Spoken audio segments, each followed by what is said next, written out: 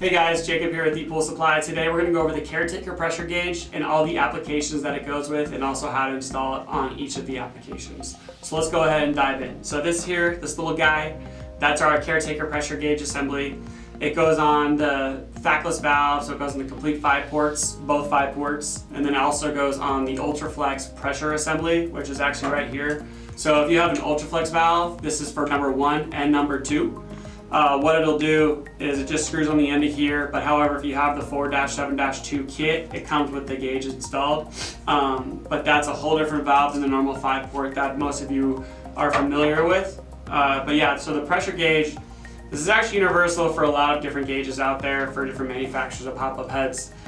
So this is all in PSI, so pounds per square inch, so it's not metric. So the pounds per square inch when you're running a Caretaker valve, you want to be around the 20 mark. That's your bread and butter for when you're actually running your system.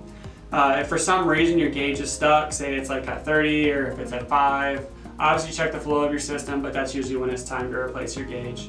So what it can do, first and foremost, putting it on your Caretaker 5 port. So this is a Caretaker 5 port, a really beat up one. So as you can see here, it's got a little port on the side, and that's where the gauge goes. So it's 1/4 inch thread again. So all you do is you take a little piece of joint stick.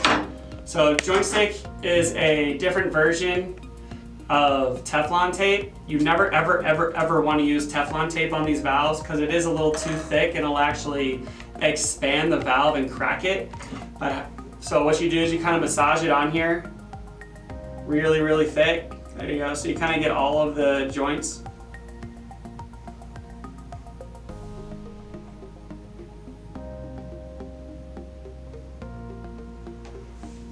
So yeah, this is pretty much a liquid version of Teflon, and what it does, it creates a really good seal so no water comes out of these threads.